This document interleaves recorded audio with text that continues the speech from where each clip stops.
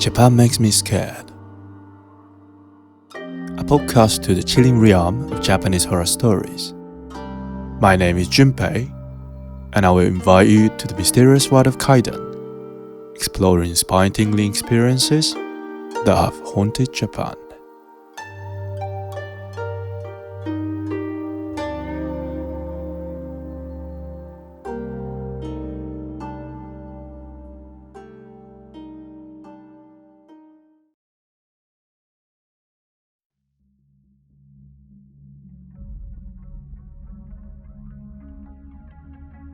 Konbanwa minasan. Welcome to another episode of Japan Makes Me Scared. I'm Junpei, your host, and I'm gonna share various Japanese Kaidan stories in this podcast. To quickly share what Kaidan is for those who don't know yet, Kaidan is a type of scary horror story that's been quite popular in Japan. Then, how popular is it? Can you guess that? Well, for example, I listen to Kaidan as a bedtime story every night. I know some people might find it a bit strange when I say that outside of Japan. But actually, there are many people like me in Japan, so saying like, I fell asleep with Kaidan would make you sound weird here. I think it's pretty well established as a part of Japanese culture now. And here's another thing. We even have got some professional Kaidan tellers here as well. They host some Kaidan talk shows, join some Kaidan competitions, and write books and stream live, and a lot more things to make a living out of it. I hope I've given you some idea of the scale of its popularity now. Can you imagine that somebody's got a job title as a Kaidan storyteller? Well, I'm just a newbie, but it would be great if I could share my enthusiasm with you through this podcast. Alright, shall we move to the storytelling? Here is today's story.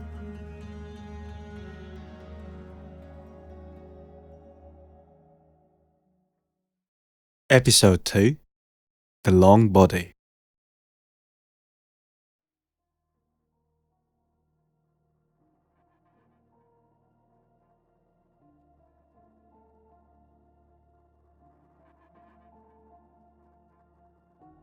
This story is from the Kaidan Legend Junji Inagawa. He is one of the most popular and well-known Kaidan storytellers in Japan, and I'm pretty sure I'm going to cover more of his stories in future episodes as well. But today, I will share my favorite one here. Aside from his job as a Kaidan teller, Junji Inagawa used to own a bar, and there was one of the regulars there. We can call him Akira for convenience. Akira was a young Japanese monk who loved surfing. And this is a story he shared in one night at the bar. And I will describe I as Akira from here.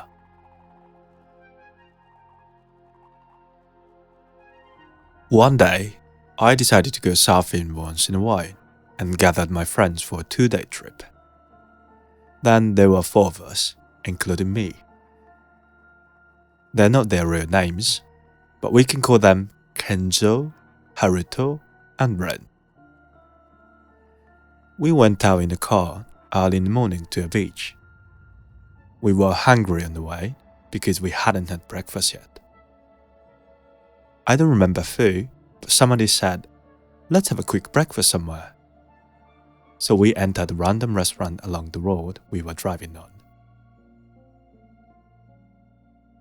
After having seats, a waitress came to the table to take orders.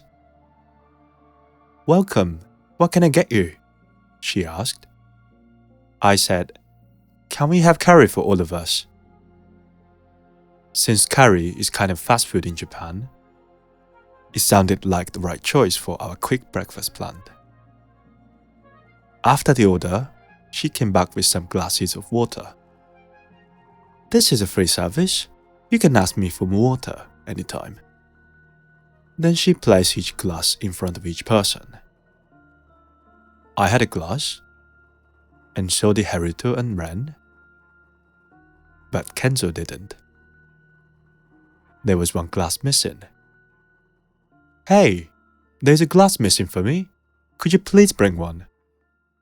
Kenzo asked the waitress. "Oh, sorry. I will bring one right now." She politely apologized and returned with a new glass. A short time later, the plates of curry were coming. The waitress put each plate in front of each of us. Again, there was no curry for Kenzo. Now he didn't get water and didn't get curry as well. Haruto made fun of him, saying, "Ha ha ha, nothing comes to your place, really. Not even curry." He gave us a little laughter.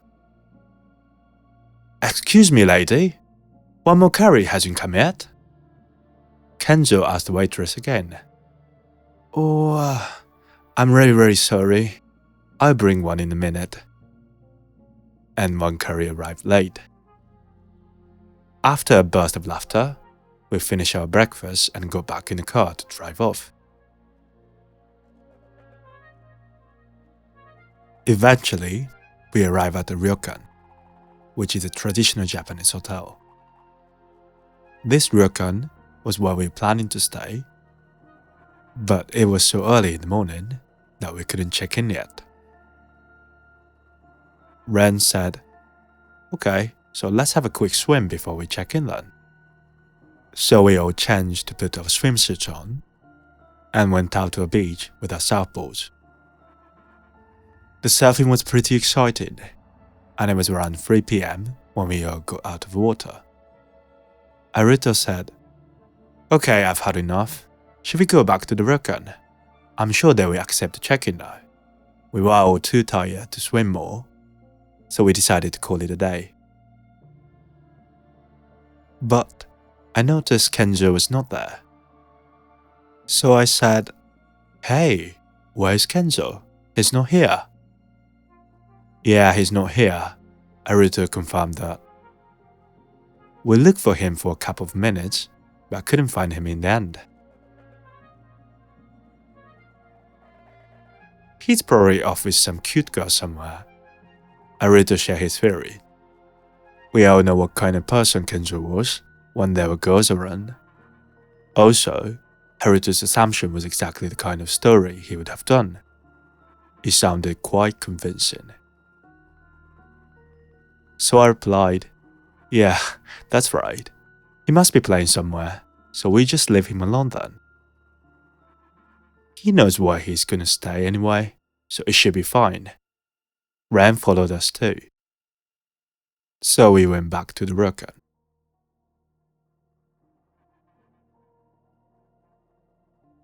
When we got there and had a bath and a shower to refresh, it was time for dinner. We were all more than tired after having a meal, drinking beer, and having a lot of fun talking. We eventually fell asleep around the dinner table. None of us couldn't approach the beds.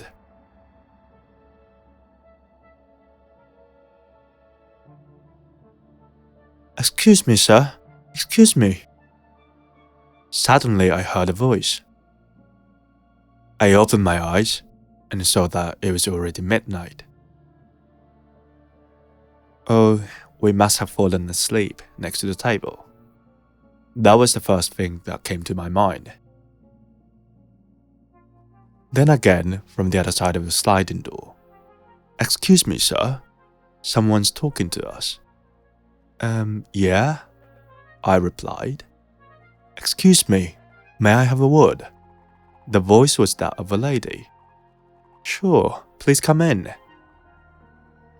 The sliding door opened, and Okami, the landlady of the ryokan, was standing there. She said, "I'm very sorry to bother you at this time of the night, but there is a police officer at the entrance expecting you." "A police? Okay, I'll be down there in a minute." A police visit in the middle of the night. It can't be good news. I went down the stairs and I found a man standing at the dimly lit entrance. He was showing his ID and said, "Well, I'm sorry to bother you, but is there anyone here who hasn't come back yet?" I remembered that Kenzo finally didn't come back until the end. The reason why we weren't worried was because he often ditched us and chased after girls. We thought it was just another case. "Oh yeah, there's one of us who didn't come back. Did he do something bad? Is he in some kind of trouble?" I asked. No, not that kind," the officer replied. So what is it?" I was getting confused. Could you please come with me? There's something that I would like you to confirm about your friend." The way he said that was implying something. Something terrible. "Okay, but can you please wait a minute? I've got 2 friends upstairs. I'll go and bring them." So I went up to my friends.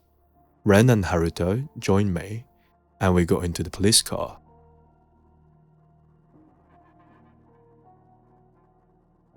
After getting in the car, the officer started talking about the details. "Actually, we found a body up there in the afternoon." "What?" "Well, we're not sure about who it is, so we've been looking for a clue, and it got late at night now." "Then, what are we supposed to do?" I kinda knew what answer I was gonna get. I just couldn't help but ask. "We need you to make sure that he's your friend." My prediction proved to be right. At this point, Haruto and Ren were actually rather more upset than worried. They were like, "You got to be kidding me. I don't want to be woken up in the middle of the night by someone I don't know and get asked to see the face of a dead person and tell if he's our friend. It's disgusting.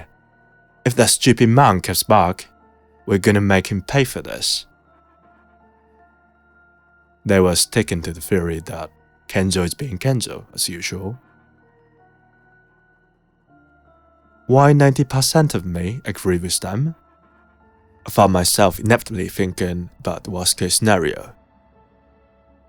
Meanwhile, a big concrete building was coming into view.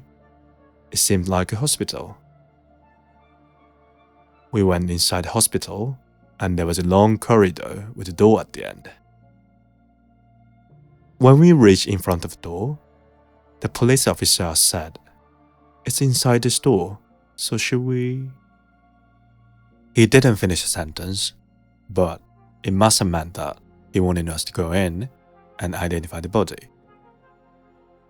"Yes," I said immediately, but the other 2 were not ready at all. "Oh, no, I don't want to. And it's not an obligation or anything to look at it, right?" Haruto replied in a trembling voice. "I don't want to do that either." Ren was the same and continued, "Hey Akira, you're a monk. You must be used to seeing the face of dead, right? So, can you go alone?"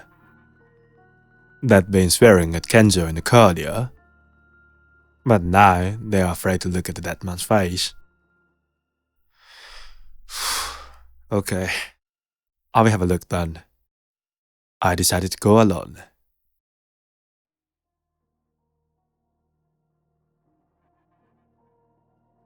Inside the door, there was a tiny light on, and I could see a bed in front of me.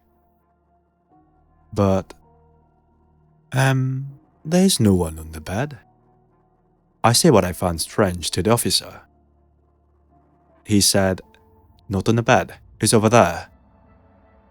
He pointed to a sheet on the ground in the corner of the room. It's even more strange, isn't it? Normally, in such a situation, a dead body would be on the bed, not on the floor.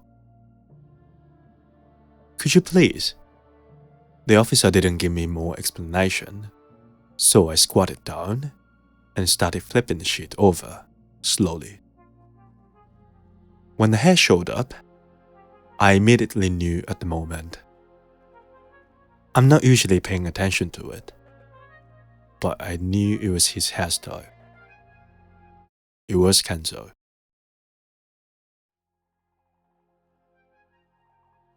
I couldn't help shouting, "Oh no, hey, we're in trouble. Oh my god. Hey, come on, come over here." And hurried and ran both ran into the room. Is he dead?" I said with a little hope that he wasn't. "Yes, he is," the officer replied. Why? Haruto was getting panicked too. Kenzo was dead, like he was sleeping in his swimsuit. After the confirmation, the officer went out of the room to report to his team. We also went out for a phone call to the family of Kenzo to tell them about the sad news. When all the hustle and bustle had calmed down, we came back to the room. Then I, as a monk, put my hands together and prayed for him. Haruto and Ren stood beside just looking at this. Suddenly, Ren broke the silence. "Hey, I've been wondering about this for a while now, but don't you think it's strange?" "Yeah," I replied. "Don't you think it's strange that he's lying on the floor? And also look, isn't his body awfully long? The length of each person is usually fixed, so it doesn't look right." I was indeed concerned about it as well. Kenzo's body was obviously too long. I had flipped up until his shoulder earlier, so most of his body was still covered with the sheet. What's actually under there? I threw this mystery to the officer who came back in the room just now. "Hey officer, this body is very long, isn't it?" "Yes." "Why is it?" He didn't look willing to answer this question. "Can I see under the sheet?" I kept going. After a short pause, "Yes, of course, you can," he finally replied. So I squatted down again and had a sheet. Then I started flipping it again. I was going down from the Kenzo's face to his waist, thigh, knee. Then I suddenly had a glimpse of something in the darkness around his knee. It was kind of greyish, fuzzy thing. What is it? It seemed to be hair, which didn't make sense at all. I kept flipping over then. Whoa! I was scared to death. It wasn't a thing. It was an old lady hugging his leg. "Officer, what is this?" Haruto asked in an almost weeping voice. And actually, this is an old lady who was reported to fall into the sea 4 days ago and has been missing since. The missing grandma from 4 days ago. Why is her corpse clutching my friend's leg? Ren seemed to have lost cool and couldn't hide its agitation. "I have no idea at all. We're also trying to figure out," said the officer. A few days later, articles about the 2 dead bodies were published in the local newspaper. But they were told as 2 completely separate events. So there is nobody else but us who know the truth behind them.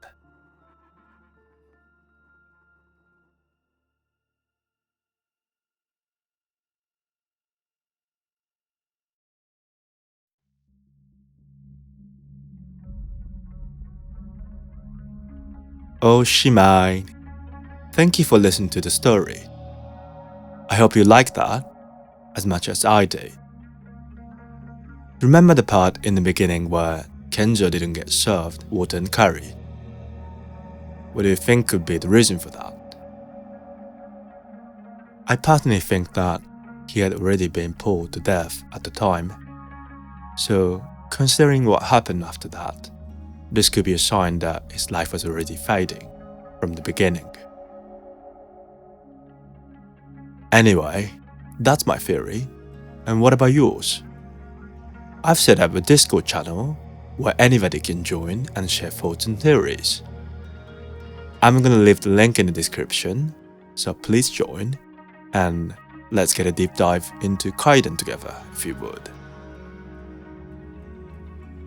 This podcast, Japan Makes Me Scared, is available on almost all popular podcast platforms like Spotify, Apple, YouTube, or Amazon Music.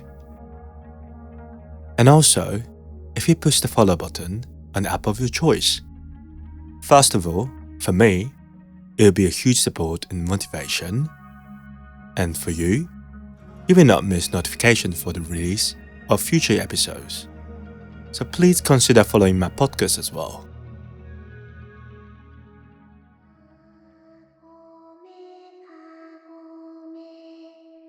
Alright, we are getting close to the end, so let me say one thing.